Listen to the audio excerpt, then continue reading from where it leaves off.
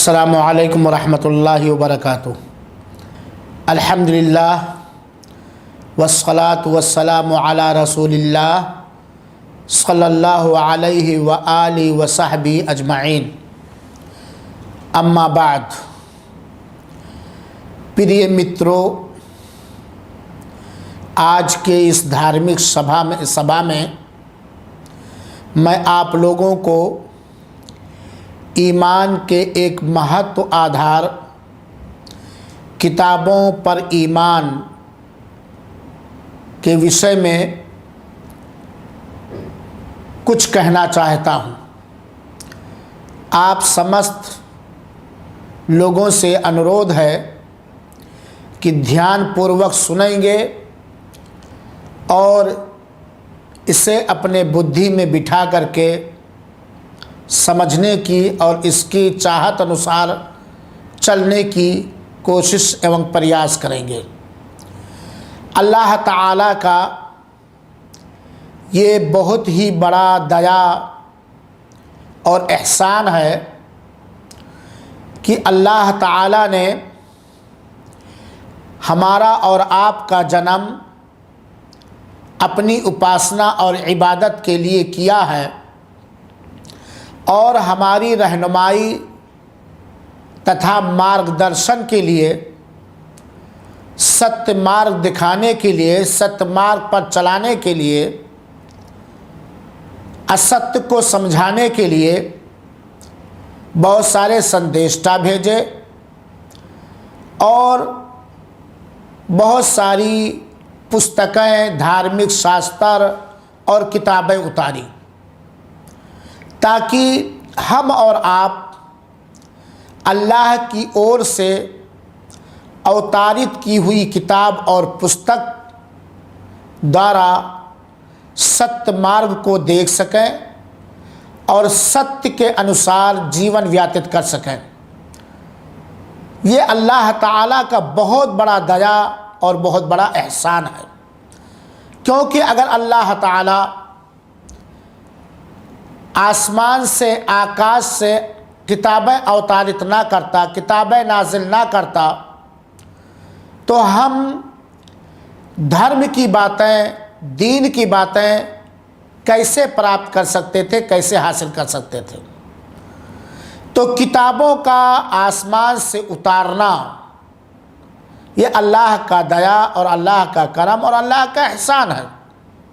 इसीलिए किताबों पर ईमान लाना, पुस्तकों पर विश्वास करना, यह ईमान के आधार में से एक महत्व आधार है। तो संक्षेप में आइए हम सुने कि किताबों पर ईमान लाने का अर्थ क्या है। जब भी बोला जाए किताबों पर ईमान लाना, पुस्तकों पर ईमान लाना, तो इसका अर्थ ये है कि किताबों से मुराद वो किताबें हैं, वो पुस्तक हैं जो अल्लाह ताला ने अपनी रचनाओं के लिए, अपनी मखलूक के लिए हिदायत और रहमत बना करके उतारा है, मार्गदर्शक और दया बना करके उतारा है, जिनके द्वारा एक मनुष्य दुनिया एवं महाप्रलय के दिन सौभाग्य और सआदत प्राप्त कर सकता है। किताबों से मुराद वो किताबें हैं जो अल्लाह ताला ने अपनी मखलूक की हिदायत के लिए बतौर रहमत अपने नबियों पर उतारा है, ताकि अल्लाह के दास, अल्लाह के बंदे उन किताबों से फ़ायदा और लाभ उठा करके अल्लाह ताला की इच्छा को, अल्लाह के मार्ग को और स्वर्ग के मार्ग को जान सकें और सामाजिक रूप से एक सज्जन मनुष्य, सदाचारी बन करके अल्लाह को प्रसन्न कर सके और उन चीज़ों से भी अच्छी तरह जानकार हो जाए जिन कार्यों से, जिन चीज़ों से अल्लाह अप्रसन्न और नाराज़ होता है। तो किताबों से मुराद आसमानी किताबें जो अल्लाह ताला ने नबियों और रसूलों संदेशताओं पर उतारा और अवतारित किया है।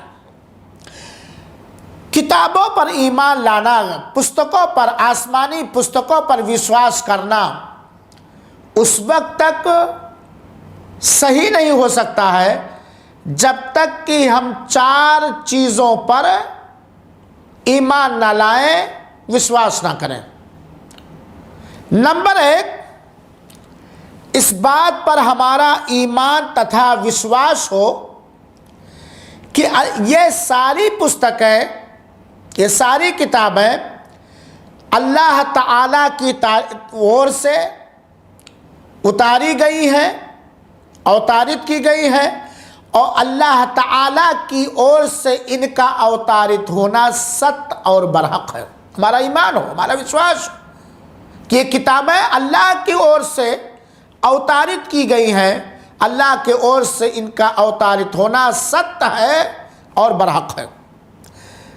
नंबर 2, जिन पुस्तकों तथा किताबों का हमें नाम मालूम है उन पर नाम के साथ विश्वास करना, ईमान लाना, और जिनका हमें नाम नहीं मालूम है, संक्षेप में मिन जुमला तौर पर उन पर ईमान लाना कि जो भी किताब, पुस्तक अल्लाह ताला ने अवतारित किया है, उतारा है, चाहे उनका हमें नाम मालूम हो या हमें नाम मालूम ना हो, हम अल्लाह की ओर से अवतारित की हुई तमाम आसमानी किताबों पर विश्वास रखते हैं कि ये अल्लाह की ओर से अवतारित की गई हैं। कुछ पुस्तकें, कुछ किताबें, कुछ धर्मशास्त्र ऐसे हैं जिनका नाम हमें मालूम है। उदाहरण स्वरूप तौरेत है। यह तौरेत जनाब मूसा अलैहिस्सलातु वस्सलाम पर उतारी गई। दूसरी किताब ज़बूर है जो दाऊद अलैहिस्सलातु वस्सलाम पर अवतारित की गई। तीसरी किताब इंजील है जो ईसा अलैहिस्सलातु वस्सलाम पर अवतारित की गई। और चौथी किताब जो अंतिम किताब है, अंतिम पुस्तक है, अंतिम संदेशता मोहम्मद सल्लल्लाहु अलैहि वसल्लम पर अवतारित की गई, कुरान मजीद। तो इन 4 किताबों का नाम हमें मालूम है, तौरात, ज़बूर, इंजील और कुरान मजीद। और इसी तरह सुहफ़े इब्राहिम और सुहफ़े मूसा जो सहीफ़े के रूप में उतारे गए। तो जिन किताबों का, जिन पुस्तकों का नाम हमें मालूम है, नाम के साथ उन पर ईमान और विश्वास करना, और जिनका नाम नहीं मालूम है, मिन जुमला तौर पर ईमान रखना, इस बात पर विश्वास रखना कि जो भी अल्लाह ने पुस्तक उतारी है अपने दासियों के लिए, इन मनुष्यों के मार्गदर्शन के लिए, वो सब अल्लाह की ओर से अवतारित की गई है। तीसरी चीज़ जिस पर विश्वास करना किताबों के विषय में ज़रूरी है, उन पुस्तकों में, उन किताबों में सही सूचनाओं की पुष्टि करना, सत्य सूचनाओं की पुष्टि करना, सही खबरों की तस्दीक करना। उदाहरण स्वरूप कुरान पाक की सूचनाओं तथा खबरों और उनसे पहले, कुरान पाक से पहले जो किताबें आई हैं, उन खबरों की तस्दीक करना जिनमें किसी प्रकार का परिवर्तन नहीं हुआ है। कुरान पाक की पुष्टि करना, कुरान पाक में अल्लाह ताला ने जो कुछ सूचना या संदेश दिया है उनकी पुष्टि और तस्दीक करना। और कुरान पाक से पहले जितनी पुस्तकें आई, चाहे तौरात हो या ज़बूर हो या इंजील हो, उनमें जो अल्लाह ने सूचना दी है उसकी पुष्टि करना इस शर्त के साथ कि उसमें किसी प्रकार का परिवर्तन और तहरीफ न हुआ हो। नंबर 4, अल्लाह ताला ने कुरान द्वारा उससे पहले जितनी किताबें थीं सबके आदेशों को कैंसिल कर दिया, मनसूख कर दिया। उन किताबों के उन आदेशों पर विश्वास रखना जिसे अल्लाह ताला ने मनसूख और कैंसिल नहीं किया है। कुरान से पहले जो किताबें हैं उन किताबों में जो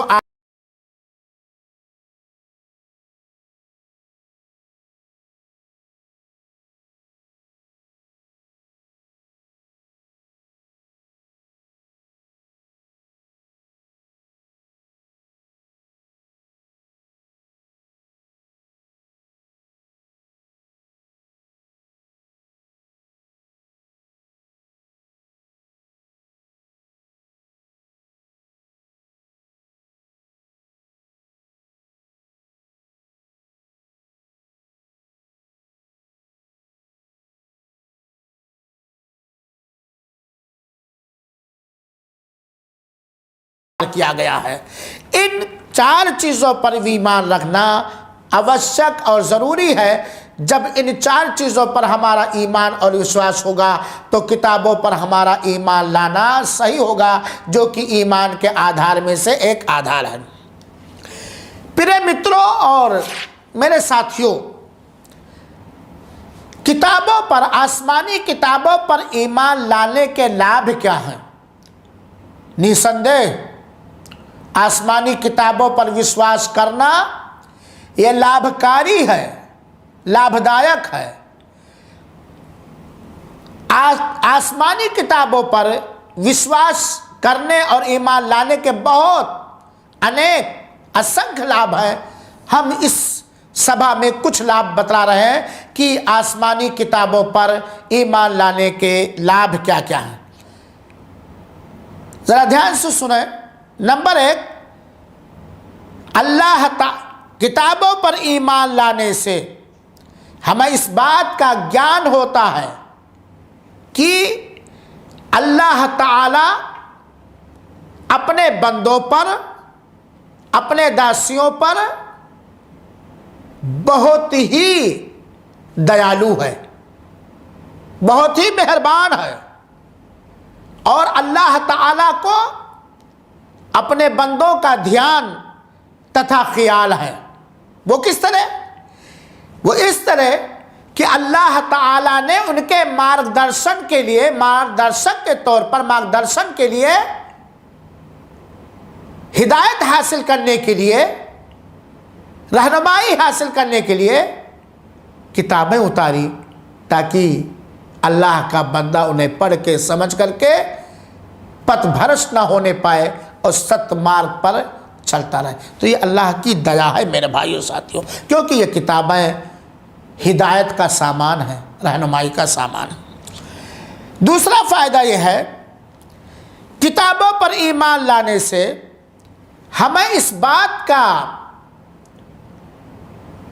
पक्का इल्म, सच्चा इल्म, सत्य ज्ञान होता है कि धर्म बनाने का अधिकार मात्र अल्लाह को है। धर्म की विधि, धर्म के नियम, शरीयत साजी का इख्तियार, अधिकार मात्र अल्लाह को है, क्योंकि अल्लाह ताला ही अकेला अपनी रचनाओं के बारे में, अपने बंदों के बारे में संपूर्ण ज्ञान और मुकम्मल इल्म रखता है। शरीयत साजी का अल्लाह के अतिरिक्त किसी को इख्तियार नहीं। धर्म बनाने का, धर्म के नियम, उसूल और दाबिते और विधि बनाने के लिए किसी भी रचना को, किसी भी मखलूक को कोई अधिकार नहीं है। शरीयत साजी का अधिकार, हक, धर्म बनाने का अधिकार मात्र केवल अल्लाह ताला को है, क्योंकि वो अपने रचनाओं के बारे में, मनुष्यों के बारे में, पुरुषों के बारे में, महिलाओं के बारे में और इस संसार की अन्य दूसरी रचनाओं के बारे में क्या मुनासिब है, क्या उचित है, किस वक्त उचित है, किस वक्त मुनासिब है, अल्लाह के अतिरिक्त किसी को इसका ज्ञान नहीं है। तो किताबों पर ईमान लाने से, किताब पुस्तकों पर विश्वास करने से इस बात की जानकारी हमें होती है कि शरीयत साजी, धर्म बनाने का अधिकार केवल अल्लाह ताला को है। और अल्लाह ने जो धर्म बनाया है वो सारे मनुष्यों के लिए बहुत ही उचित और मुनासिब है।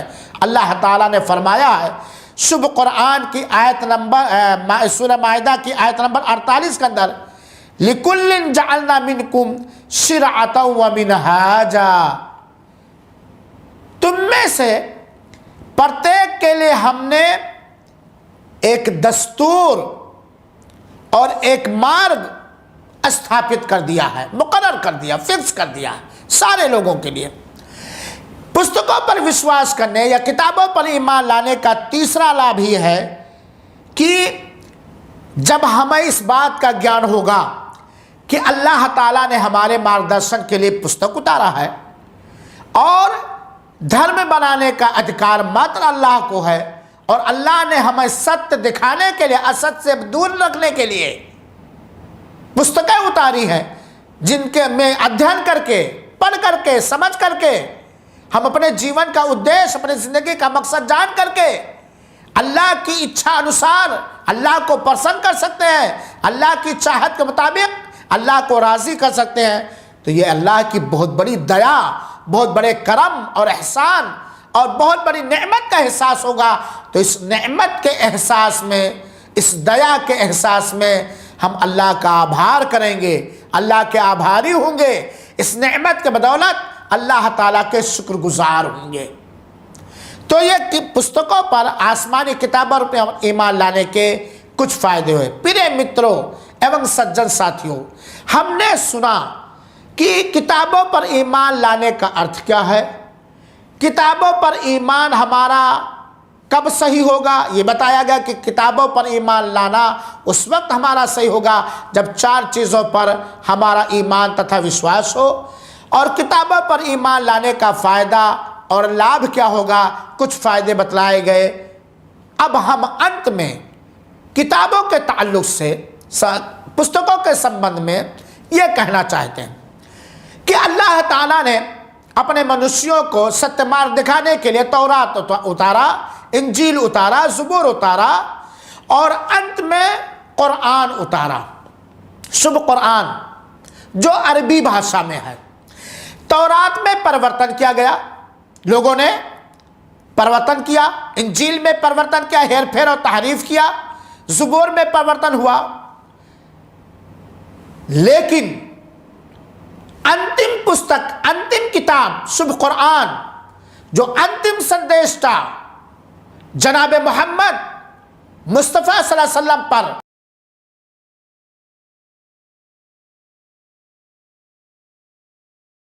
किसी प्रकार का न कोई परिवर्तन, हेर फेर हुआ है और न ही महाप्रलय के दिन तक उसमें किसी तरह की तहरीफ या तब्दील, हेर फेर या परिवर्तन हो सकता है। यह अल्लाह ताला ने वादा फरमाया है। कुरान करीम, शुभ कुरान, जिस रूप में, जिन शब्दों के साथ अवतारित हुआ है, वैसे के वैसे आज भी वो मौजूद है और क़यामत, परले के दिन तक वो मौजूद रहेगा। कुरान ये अनमिट है, कुरान की आयतें, कुरान के ग्रंथ ये अनमिट है।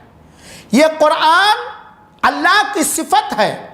कुरान ये मखलूक नहीं है, कुरान ये रचना नहीं है, ये अल्लाह की बात है, अल्लाह का वचन है, अल्लाह का कलाम है। ये अनमिट है क्योंकि रब अनमिट है, प्रतिपालक अल्लाह ये अनमिट है, सदैव से है, सदैव रहेगा। इसी प्रकार कुरान सदैव रहेगा, ये मिटने वाला नहीं, ये मखलूक नहीं है। हाँ, आप ये कह सकते हैं जिस कागज़ पर कुरान लिखा गया वो मखलूक है, रचना है, जिस स्याही से लिखा गया वो, लेकिन जो कलाम है, उदाहरण स्वरूप अल्हम्दुलिल्लाह रब्बिल आलमीन, जो इसमें हर्फ है, ये जो ये कलाम है, ये अनमिट है, ये अल्लाह की सिफत है, ये मिटने वाला नहीं। दूसरी चीज़, कुरान में कोई कभी भी परिवर्तन नहीं कर सकता, हेर फेर नहीं कर सकता। ये अरबी भाषा में उतरा है और अगर कोई भी मनुष्य, संसार का कोई भी मनुष्य अगर इसकी एक बिंदी, एक अक्षर, एक मात्रा चेंज करना चाहे तो नहीं कर सकता। मेरे भाइयों साथियों, इस बात पर हमारा विश्वास होना चाहिए। तीसरी चीज, अंतिम किताब, आखिरी किताब कुरान मजीद ही सारे मनुष्यों के लिए मार्गदर्शक है, यह हिदायत का सामान है। कोई भी मनुष्य हिंदू हो, मुस्लिम हो, क्रिश्चियन हो, सिख हो, ईसाई हो, बुद्धिस्ट हो, कोई भी मनुष्य कहीं का भी हो, जो भी चाहे इस कुरान से सत्य मार्ग प्राप्त कर सकता है, सत्य की खोज कर सकता है।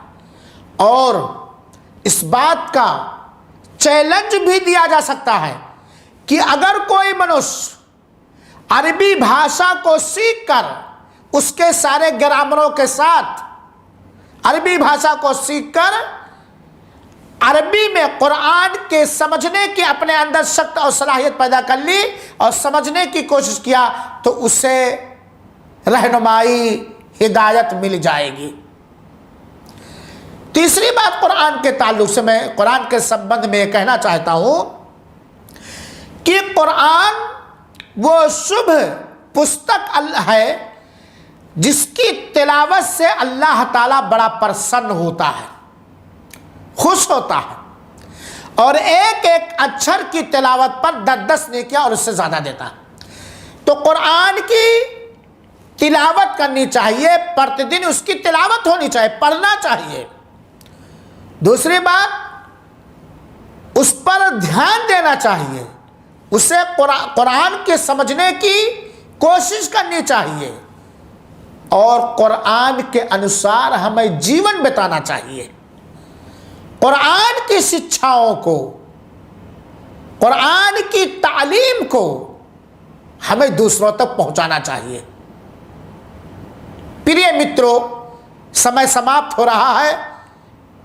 अंत में कुरान के ताल्लुक से बस इतनी बात कहूंगा कि दुनिया का कोई भी मनुष्य, कोई भी हाकिम, कोई भी बादशाह अपने अंदर, अपने घर के अंदर, अपने गांव के अंदर, अपने देश के अंदर, अपने स्टेट के अंदर अगर भलाई ही भलाई चाहता है, शुभेच्छा ही शुभेच्छा चाहता है, शुभेच्छुक है वो, तो कुरान को पढ़े, अध्ययन करे, उस पर विश्वास करे, ईमान लाए, उसके अनुसार स्वयं जीवन बिताए और लोगों को इस बात का आह्वान दे कि कुरान के अनुसार जीवन बिताए। भ्रष्टाचार, अत्याचार, गैंग रेप, सूद, रिश्वत, बियाज, जुल्म ज़्यादती और हैवानियत, दरिंदगी ये समाप्त हो जाएगी। मनुष्यता और इंसानियत पैदा होगी और ये दुनिया के सारे लोग उस हिसाब से रहने लगेंगे जिस तरह वो चाहते हैं, शांति और सलामती। अंत में हम अल्लाह रब्बुल आलमीन से ये प्रार्थना करते हैं कि ऐ अल्लाह, तो हमें आसमानी किताबों पर ईमान रखने की तौफीक अता फरमा और उसके अंदर जो सूचनाएं सत्य हैं उनके हिसाब से हमें चलने की तौफीक अता फरमा और कुरान, इस बात पर हमें विश्वास रखने की तौफीक अता फरमा कि कुरान ये अंतिम किताब है, इससे पहले जितनी किताबें हैं वो मनसूख हो चुकी हैं और कुरान के अधिकार को हमें समझने और अदा करने की तौफीक अता फरमा। आमीन व सल्लल्लाहु अलैहि वसल्लम अला नबीना मुहम्मद सल्लल्लाहु अलैहि वसल्लम।